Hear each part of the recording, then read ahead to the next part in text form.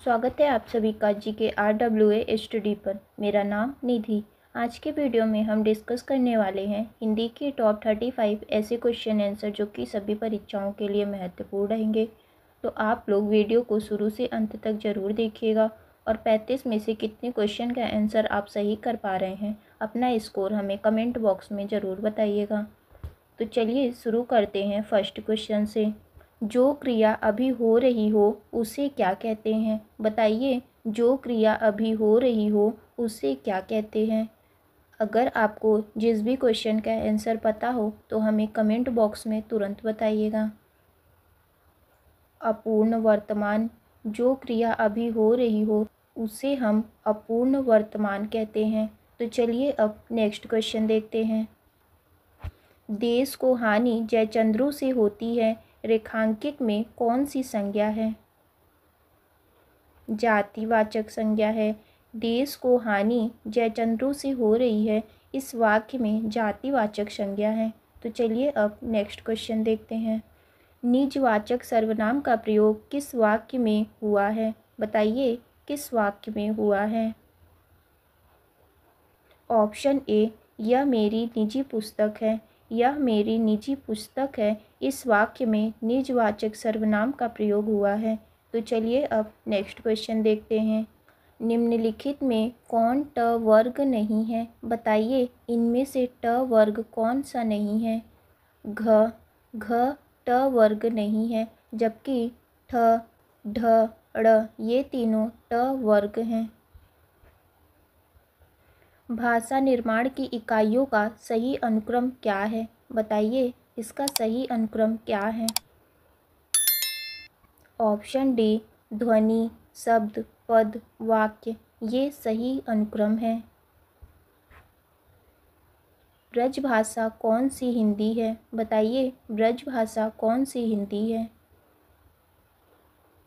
पश्चिमी हिंदी है। ब्रजभाषा पश्चिमी हिंदी है। तो चलिए अब नेक्स्ट क्वेश्चन देखते हैं। हिंदी दिवस किस दिन मनाया जाता है? बताइए, हिंदी दिवस किस दिन मनाया जाता है? 14 सितंबर को। 14 सितंबर को हिंदी दिवस मनाया जाता है। तो चलिए अब नेक्स्ट क्वेश्चन देखते हैं।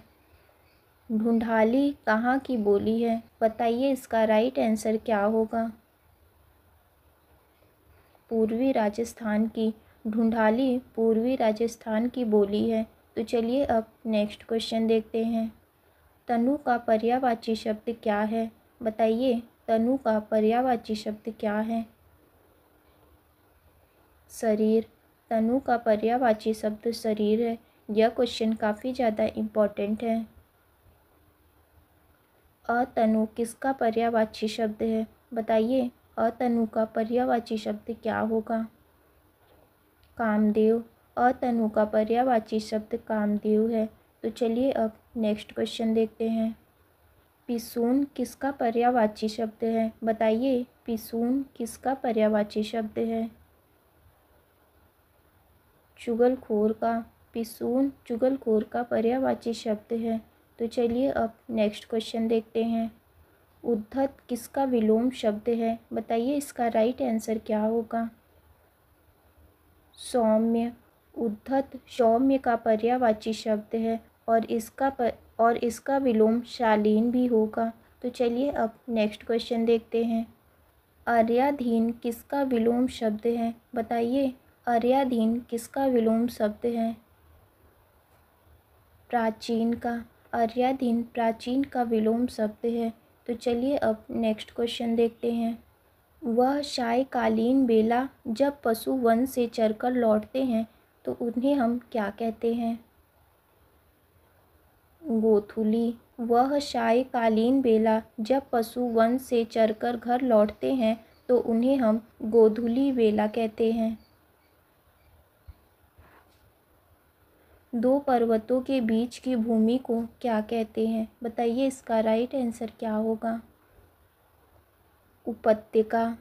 दो पर्वतों के बीच की भूमि को उपत्यका कहते हैं। तो चलिए अब नेक्स्ट क्वेश्चन देखते हैं। रानी घर जा रही है। बताइए, यह कैसा वाक्य है? यह सरल वाक्य है। रानी घर जा रही है, यह सरल वाक्य है। तो ध्यान दीजिएगा, ऑप्शन ए इसका राइट आंसर होगा। निम्नलिखित में से वाक्य के शुद्ध रूप का चयन कीजिए। बताइए इसमें से शुद्ध वाक्य कौन सा है। बैल और बकरी घास चरते हैं, यह शुद्ध वाक्य है। तो चलिए अब नेक्स्ट क्वेश्चन देखते हैं। चीफ की दावत कहानी के रचनाकार कौन है। भीष्म साहनी। चीफ की दावत कहानी के रचनाकार भीष्म साहनी हैं।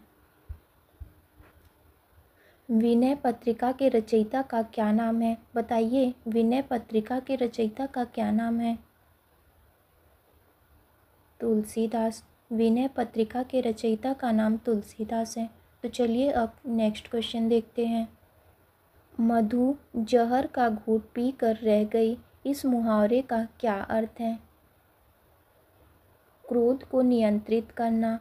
मधु जहर का घूंट पी कर रह गई, इस मुहावरे का अर्थ है क्रोध को नियंत्रित करना। तो चलिए अब नेक्स्ट क्वेश्चन देखते हैं। आगा पीछा करना का क्या अर्थ है। हिचकना।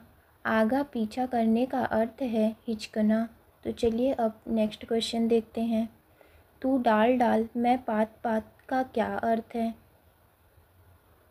दोनों चालाक। तू डाल डाल मैं पात पात का अर्थ है दोनों चालाक होना। तो चलिए अब नेक्स्ट क्वेश्चन देखते हैं। इनमें से द्विगु समास का उदाहरण क्या है। बताइए इनमें से द्विगु समास का उदाहरण कौन सा है। त्रिभुवन। त्रिभुवन द्विगु समास का उदाहरण है। तो चलिए अब नेक्स्ट क्वेश्चन देखते हैं। परमेश्वर में कौन सा समास है। कर्मधारय समास। परमेश्वर में कर्मधारय समास है। तो ध्यान दीजिएगा, ऑप्शन बी इसका राइट आंसर होगा। विज्ञान शब्द में प्रयुक्त उपसर्ग क्या है। बताइए विज्ञान शब्द में प्रयुक्त उपसर्ग क्या है। वी। विज्ञान शब्द में प्रयुक्त उपसर्ग वी है। तो चलिए अब नेक्स्ट क्वेश्चन देखते हैं।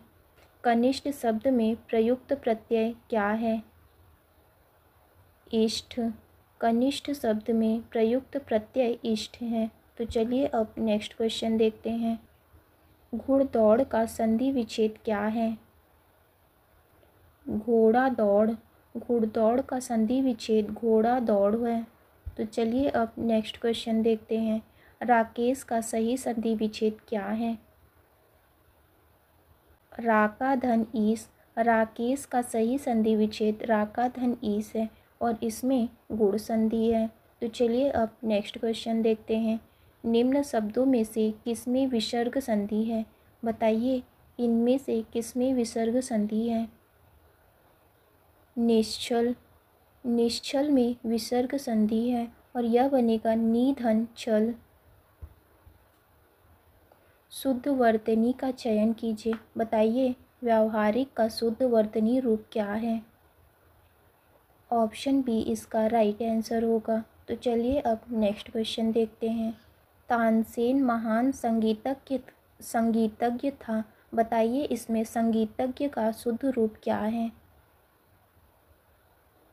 ऑप्शन बी इसका राइट आंसर होगा। तो चलिए अब नेक्स्ट क्वेश्चन देखते हैं। वीर पुत्र को जन्म देने वाली स्त्री के लिए एक शब्द क्या है। वीर प्रसू। वीर पुत्र को जन्म देने वाली स्त्री के लिए एक शब्द है वीर प्रसू। किसे शब्द की प्रथमा शक्ति कहा जाता है। अभिधा को।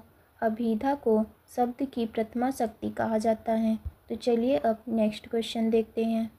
कवि बिहारी मुख्यतः किस रस के कवि हैं। श्रृंगार रस के। कवि बिहारी मुख्यतः श्रृंगार रस के कवि हैं। खड़ी बोली के सर्वप्रथम लोकप्रिय कवि कौन माने जाते हैं। यह आपका टेस्ट क्वेश्चन होगा। इसका आंसर आपको कमेंट बॉक्स में बताना है। तो आज की वीडियो आपकी यहीं तक थी। वीडियो अच्छी लगी हो तो लाइक करें, शेयर करें। अगर आप चैनल पे नए हैं तो चैनल को ज़रूर सब्सक्राइब करें।